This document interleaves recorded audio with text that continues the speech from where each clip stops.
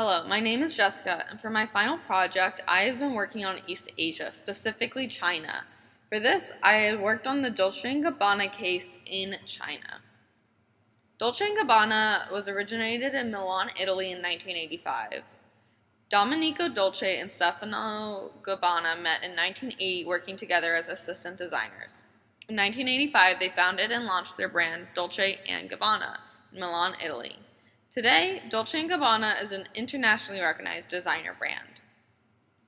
Their mission statement is to design, produce, and distribute high-end clothing, leather goods, footwear, and accessories under the Dolce & Gabbana brand, as well as manage through its licenses the production and distribution of the fragrances, makeup, eyewear, timepieces, and jewelry line. Their values include contrast and harmony, respect for people, creativity, entrepreneurship, integrity and business ethics, responsibility and honesty, respect for the environment. When thinking about these values, the one that really stands out is respect for people. This is something they did not portray when doing international advertisements. Specifically, I want to talk about some demographics in Italy that might be very important later. By 2016, Italy had 920,000 Asian-born inhabitants, which means it's very common to see Asian people in Italy. Therefore, there's not really an excuse for how Dolce & Gabbana acted when producing a poorly done advertisement in China. Another important cultural dimension is that they're very individualistic. They have a higher indulgence than China and might seem a little more relaxed, and they're also very uncomfortable when they are around ambiguous situations.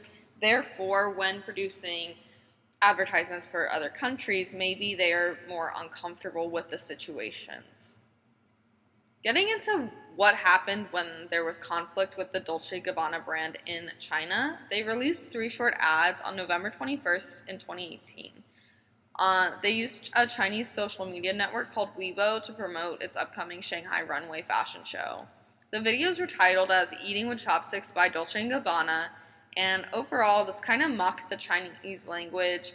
It utilized Chinese folk music, and the videos kind of sexualized the woman showcased in the video. Going into China, China is a socialist system. It's led by the working class, and it's a fundamental system of the People's Republic of China. The Chinese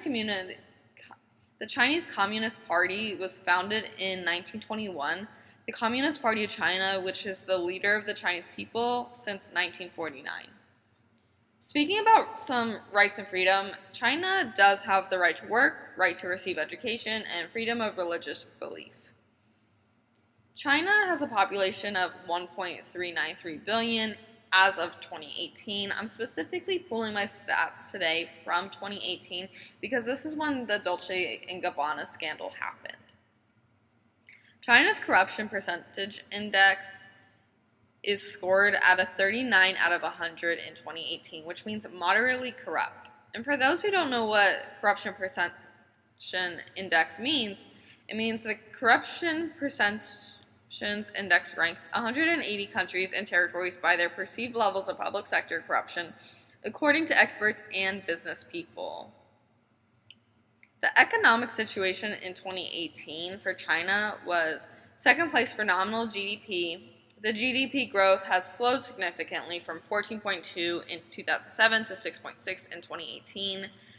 They have since made initiatives such as Made in China 2025, when they're going to start producing more, and it is the world's fastest growing consumer market. The unemployment rate in 2018 was 3.8%. This is relatively low and probably a very important factor when speaking about high-end, high-priced designer goods. The inflation rate, though, in 2018 was 2.1%, which therefore was affecting all spending done by the Chinese citizens. So, speaking about literacy rates, the definition of literacy rate from UNESCO is total number of illiterate persons in a given age group, expressed as a percentage of the total population in that age group. So overall for 2018, the literacy rate was 26.84%, This was a 1.72 increase from 2010. And as you can see by this chart here, the literacy rate has shot up and the amount of illiterate people has greatly decreased. China in media. So as far as the media system, there are a ton of restrictions that do happen on a regular basis, and we are currently seeing those today as regards to COVID and journalists and international news. So in the media system, there's a lot of issues that have to do with journalists as well. They might not be able to do news in China, and then China does allow for freedom of speech, and that's why I thought it was important to include some of their rights and freedoms. But as you see in this government system, that the China government does regulate the media. As far as media penetration, it is a 71% rate in 2018. I want to specifically talk about Weibo. Has a 35.8% application. This is where Dolce Gabbana did release their ads, but this is a much lower rate compared to some of the other top known applications where people in China do get their information from. So it was kind of an interesting aspect that Dolce & Gabbana, such a large brand, did choose to use an application to do their advertisements that does not get as much viewership. In this end, this might have helped them since their advertisement did go very poorly. So Weibo had 431 million users in 2018, but mind you, this was lower than some other known applications. So internet penetration was 828.51 million in 2018, which grew from 4.1% from the previous year. And then in 2018, it is at 59.6 for internet penetration, and online shopping grew from 4.5% from the previous year. So I thought it was very important to add that online shopping is growing, especially if you are trying to buy some Italian goods. Sometimes it is important that you buy online because sometimes the store does not have that in stock. So it is interesting to see that in China, the online shopping is currently growing. Once talking about the cultural dimensions in China, power distance was at 80, individualism was at 20, masculinity was at 66, uncertainty avoidance was at 30, long-term orientation is at 87, and indulgence is at 24. Moving on and kind of talking about what that all means for China is that with their power distance, they kind of have a formal authority and a subordinate superior relationship.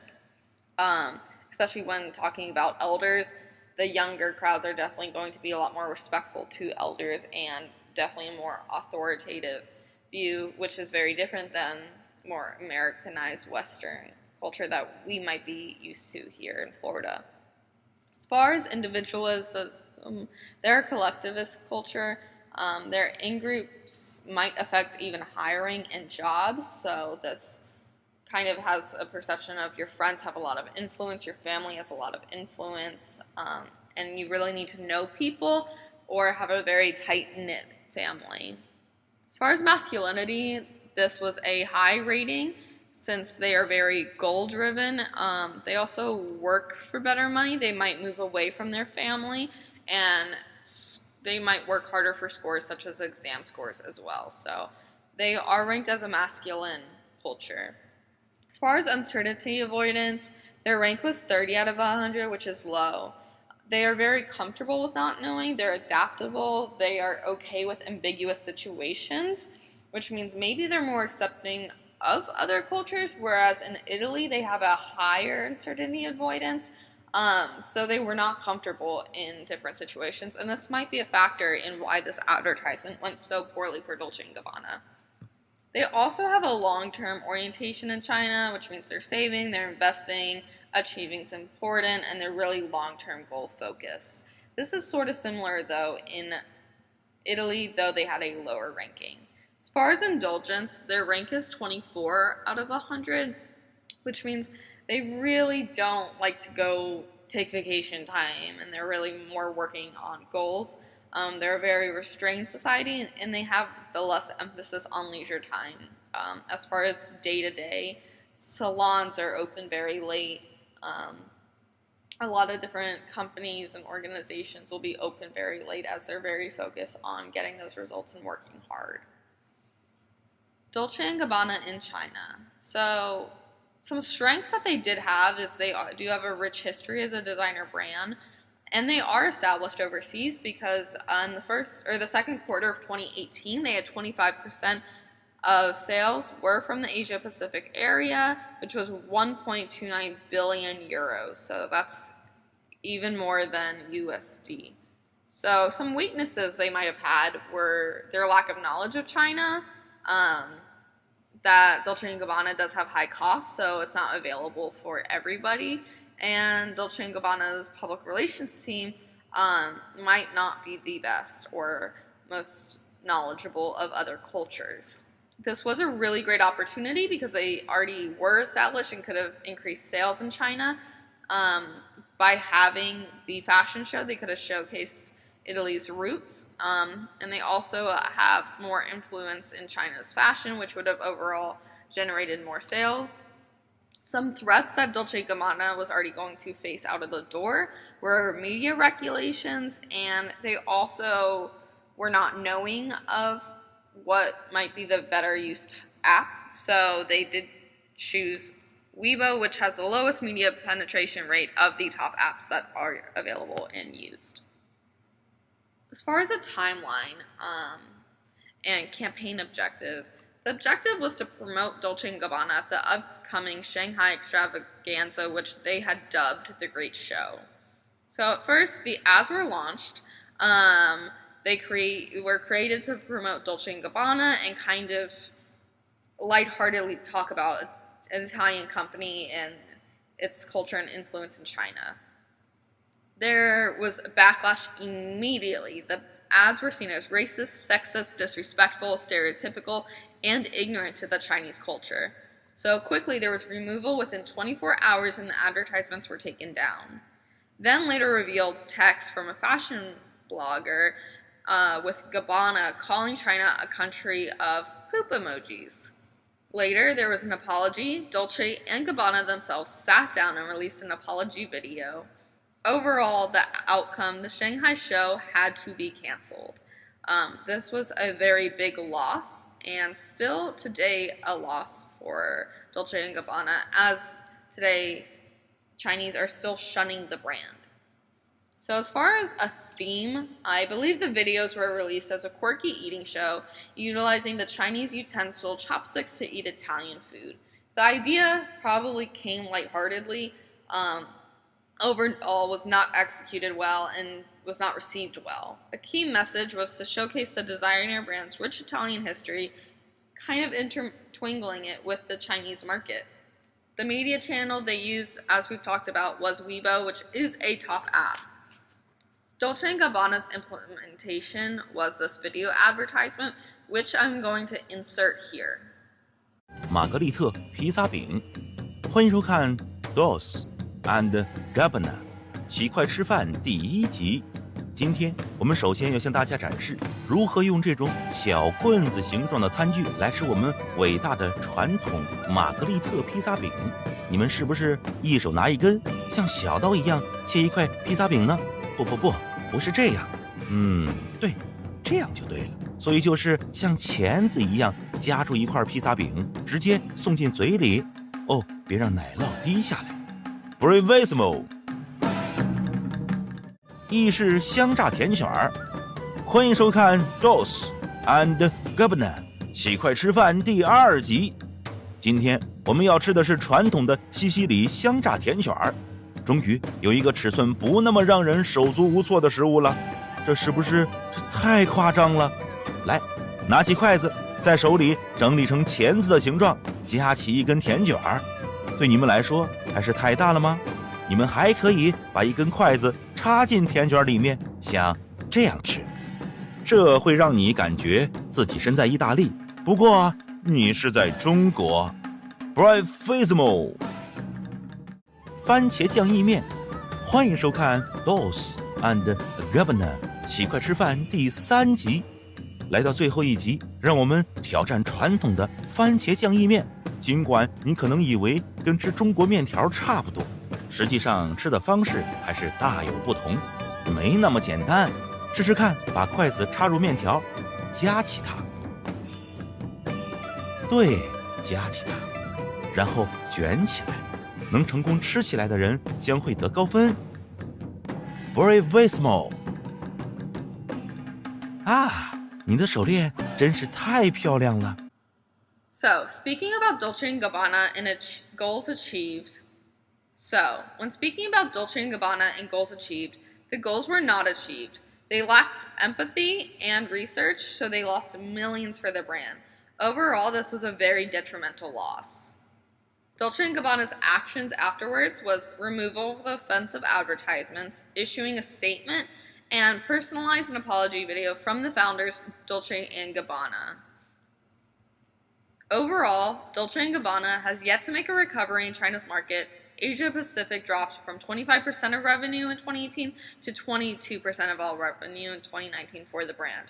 Some key takeaways are to research your brands and research your host country's values.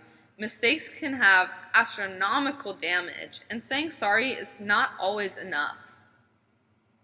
Some of my recommendations specifically for Dolce & Gabbana is to learn the differences from Italian and Chinese culture, respect China's values and culture while maintaining D&G's core values.